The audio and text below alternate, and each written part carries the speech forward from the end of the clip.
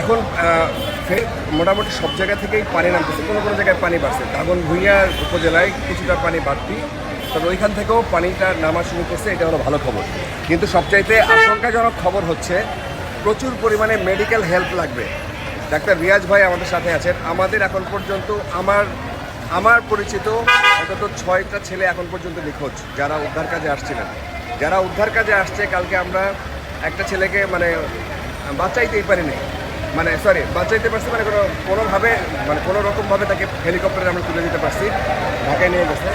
স্বেচ্ছাসেবকরা তারা যেমন আহত হচ্ছে, প্রচুর পরিমাণে ডেলিভারি পেশেন্ট আসতেছে, মহিলারা, প্রেগনেন্ট মহিলারা তারা আসতেছেন এবং তারা ম্যানেজ করতেছেন। রিয়াজ ভাইয়ের কিছু কথা আছে, এখানে প্রচুর পরিমাণ ডাক্তার দরকার, ইমার্জেন্সি মেডিকেল ইকুইপমেন্ট দরকার, ওষুধ দরকার। হ্যাঁ, কিছু বলেন। আমরা এখানে ফেনীতে বিভিন্ন সেন্টারে বিভিন্ন যে ত্রাণ কেন্দ্র আছে, সেখানে আমাদের মেডিকেল টিমগুলো কাজ করছে। আমরা সেখানে গিয়ে ওষুধ, পানি সহ অন্যান্য জিনিসগুলো দিচ্ছি এবং যে সাধারণ চিকিৎসাগুলো দিচ্ছি। কিন্তু যেটা সমস্যা হচ্ছে যে আমাদের প্রচুর পরিমাণ বিশেষজ্ঞ চিকিৎসক প্রয়োজন।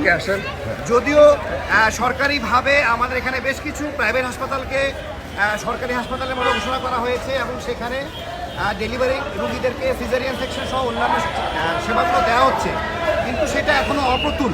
কারণ বিভিন্ন যে ফ্র্যাকচারজনিত হাড় ভাঙা সহ বিভিন্ন জটিল যে রোগীগুলো আসছে, তাদের জন্য জরুরি বিশেষজ্ঞ সেবা দরকার, সেটা কিন্তু এখনও অপ্রতুল আছে। কিন্তু সাধারণ যে চিকিৎসা, সেগুলো কিন্তু এখনও দেওয়া যাচ্ছে। ওষুধপত্র এখনো অপ্রতুল আছে। যারা ওষুধ আনতে চায় বা মেডিকেল ইকুইপমেন্টস আনতে চায়, কি কি ধরনের ইকুইপমেন্টস দরকার, কি কি ধরনের ওষুধ দরকার? সার্জিক্যাল ইনস্ট্রুমেন্টগুলো বেশি দরকার, ফিউচার ম্যাটেরিয়াল দরকার। কারণ সরকারি হাসপাতাল যেগুলো আছে সেগুলো এখনও পর্যাপ্ত আছে, কিন্তু আমার কাছে মনে হচ্ছে 1-2 দিনের মধ্যে হয়তো সেগুলো শেষ হয়ে যাবে। সাধারণ ওষুধপত্র যেগুলো, সেগুলো এখন পর্যন্ত পর্যাপ্ত আছে, কিন্তু সেগুলো কালকে থেকে শুরু হবে। কারণ বন্যা পরবর্তী যেসব পানিবাহিত যেসব রোগগুলো হয়, সেগুলো কিন্তু এখনও খুব বেশি দেখা যাচ্ছে না। পানি যেহেতু এখন কমা শুরু হয়েছে, তো পানিবাহিত রোগগুলো এখন দেখা দিবে। যে পানিবাহিত রোগের সাথে সাথে আমি আর একটা জিনিস বলি, যে ওইখানে এখন প্রচুর পরিমাণে ইনজুর্ড আসতেছে, মানুষ রোগীগুলো আসছে। বিভিন্ন গাছ পরে ইনজুরি হয়েছে, সাঁতার কাটতে গিয়ে ইনজুরি হয়েছে, বিভিন্ন কাটা রোগীগুলো আসতেছে। সেগুলোর জন্য আমাদের সার্জিক্যাল ট্রিটমেন্ট দরকার, সেটার জন্য অনেক বেশি সার্জন আমাদের প্রয়োজন।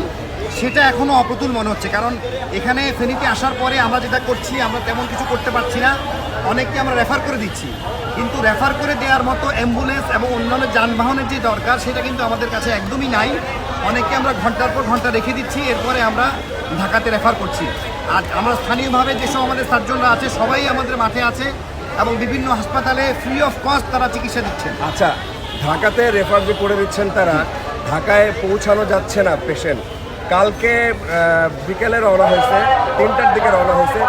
এই যে জাস্ট আধা ঘন্টা আগে কথা হলো, আমরা এখন ভিডিও করতেছি হচ্ছে কত বাজে? একটা বাজে। আধা ঘন্টা আগে জাস্ট কথা বললাম যে ওরা এখনও ঢাকায় পৌঁছাইতে পারে নাই। তো আমাদের পেশেন্টকে পৌঁছাইতে পারবে না। কালকে রাতে 12টার দিকে একটা PPH এর পেশেন্ট বাচ্চা হওয়ার পরে ব্লিডিং হচ্ছিল, সেটাকে আমরা কোনোভাবেই পাঠাতে পারতেছিলাম।